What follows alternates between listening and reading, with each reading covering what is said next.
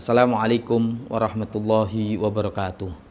Bismillah, alhamdulillah, wassalatu wassalamu ala rasulillah wa ala alihi wa sahbihi wa man tabi'a sunnatahu wa jama'atah min yaumina hada ila yaumina hada amma ba'd. Para pemirsa yang dimuliakan Allah Subhanahu wa taala, bertemu kembali pada sore hari ini dengan saya Muhammad Saiful di hari yang ke-20 di bulan suci Ramadan. Semoga kita masih diberi kesehatan, kekuatan oleh Allah untuk menjalankan puasa. Pada sore hari ini saya akan membahas tema terkait dengan hukum memotret. Ya, hukum memotret. Kalau dulu itu ada ya melukis, menggambar itu kan. Bagaimana hukumnya? Dulu waktu kecil itu sering, saya itu waktu kecil juga sama teman-teman itu sering diingatkan gitu, jangan gambar manusia yang penuh utuh. Sok ben dino kiamat kon ngowe nyawa. Akhirnya gambare kadang dipotong, jadi dipotong hanya setengah badan gitu. Atau gambare yang boleh gunung-gunung gitu. Pemandangan ya, sungai ya, itu bunga itu kan katanya. Nah, itu waktu kecil, tapi setelah dewasa ternyata saya nyari beberapa dalilnya. Itu memang ada hadis Kanjeng Nabi, hadisnya inna asyaddan nasi adaban yaumal qiyamah al-musawwirun. Itu yang sering dibuat dalil. Ini hadis ini juga pernah dibuat judul skripsi mahasiswa yang saya bimbing itu di kampus. Itu juga neliti hadis ini. Hukum memotret itu bagaimana? Apakah benar sebagaimana di hadis itu al-musawwirun? Jadi sesungguhnya yang paling pedih siksanya, manusia yang paling pedih siksanya besok di hari kiamat adalah al-musawwirun. Musawwirun dulu itu dimaknani orang yang melukis, menggambar pakai tangan gitu. Ya kan, lukisan itu. Tapi kalau sekarang kan zaman sudah maju, sudah berkembang. Sekarang itu ya pakai kamera itu. Atau sekarang desain itu sudah pakai laptop itu. Ya desain itu sudah lebih canggih itu. Tapi saya di sini membahas terkait dengan foto. Karena saya pernah kejadian, salah satu teman saya itu datang berkunjung ke rumah saya. Di rumah saya itu banyak foto-foto habaib itu. Ya, ada Habib Lutfi, ada Mbah Maimun, ada Habib Umar bin Hafid, Said Muhammad bin Alawi Al-Maliki. Di rumah saya, di dinding-dinding tembok di rumah saya itu banyak foto-foto ulama-ulama, guru-guru saya itu. Itu teman saya masuk terus bilang gini, "Oh, mah dikei foto-foto malaikat gak gelem lebu." Itu dulu teman saya gitu, "Malaikat gak gelem lebu rumahmu." Katanya ada hadis itu kan, innal malaikata la tadkhulu baitan fihi kalbun wala suratun wala tamasil. Sesungguhnya malaikat tidak mau masuk rumah yang di dalamnya ada anjing, ada gambarnya, gitu, ada patungnya itu katanya. Itu teman saya gitu, apakah benar gitu ya? Itu kan padahal saya naruh foto itu tidak untuk saya sembah loh. Tidak untuk saya sembah, saya enggak menyembah foto itu kan. Nyembah itu tetap Gusti Allah. Itu untuk motivasi diri. Ketika kita melihat foto ulama guru kita ahli hadis, kita akan semangat belajar hadis. Ketika melihat foto guru kita itu ahli fikih, semangat belajar fikih. Ketika melihat guru kita itu foto guru kita ahli ibadah, kita akan termotivasi. Tujuannya itu sebenarnya. Dulu itu diharamkannya itu karena itu disembah. Kalau kita baca sejarah terkait dengan Nabi Nuh, awal-awal patung berhala itu disembah itu kan mulai zamannya Nabi Nuh. Zaman Nabi Adam itu kan belum ada, Nabi Idris belum ada. Zaman Nabi Nuh itu di surat Nuh itu dijelaskan di ayat 23 itu kan ayatnya waqalu la tadarunna alihatakum wala tadarunna wadda wala suwa'a wala yaghutsa wa ya'uqa wa nasra. Dulu itu ada zaman Nabi Nuh. Itu ada orang-orang soleh, 5 orang itu yang namanya Wad, Suwa, Yagus, Ya'uq sama Nasr. 5 itu orang-orang soleh. Ketika meninggal itu anak-anaknya, kaumnya itu membuat kenangan, dibuat patung. Tapi belum untuk disembah waktu itu. Ya, terus diceritakan kepada anak-anak mereka bahwa ini dulu patungnya orang-orang soleh, ahli ibadah, gitu kan. Untuk mengenang saja awalnya memang. Tapi lama-kelamaan sampai ke cucu buyut ke bawah-bawahnya nggak diceritakan itu, hanya masih fotonya.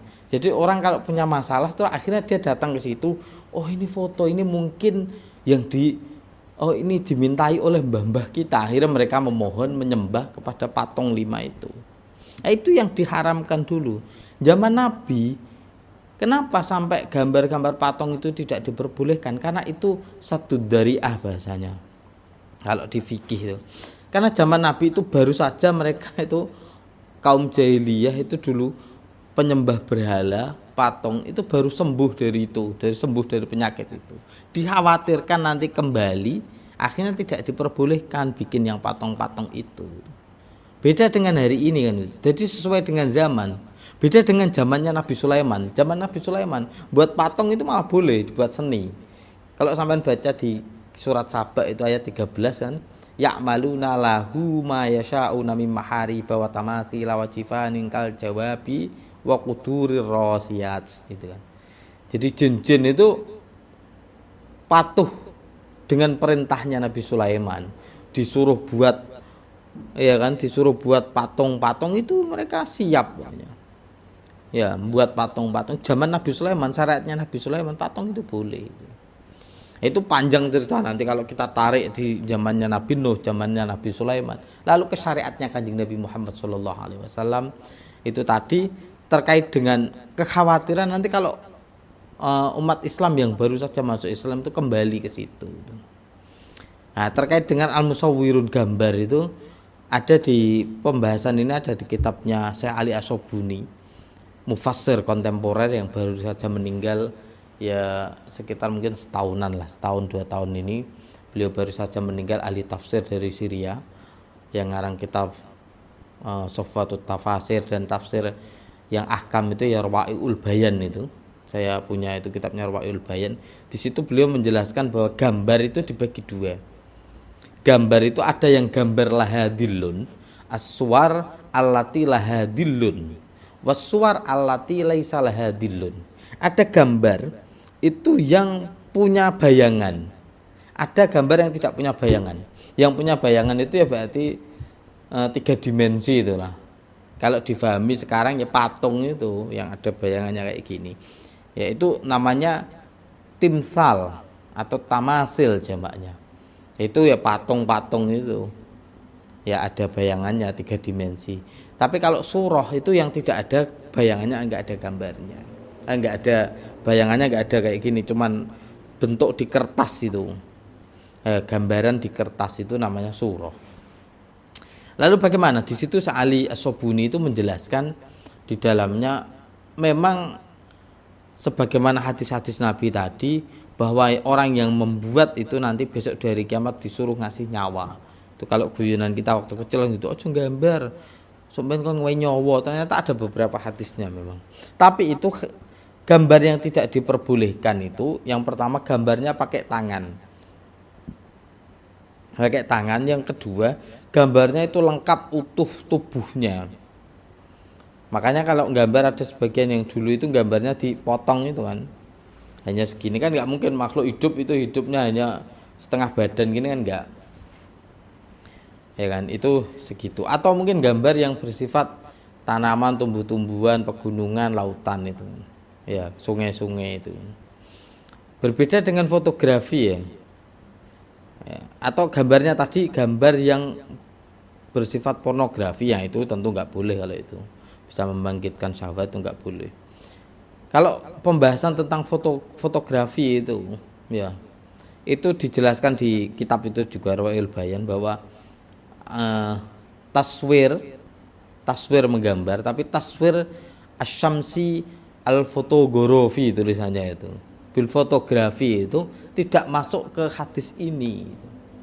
Jadi gambar dengan foto itu dengan kamera itu tidak masuk menggambar kayak dengan tangan itu, karena foto itu bukan gambar sebenarnya ya, bukan membuat gambar, tapi habsan lisurah bahasanya kalau di kitab itu. Saya ingat itu habsan lisurah itu apa ya bahasanya, habsan itu ngekar itu ya apa, memindahkan atau apa bahasanya ngekar itu, habsan itu lah bahasanya, habsan li surah bahasanya itu ngekar, memindahkan, menahan ya, menahan gambar itu diibaratkan seperti di kaca.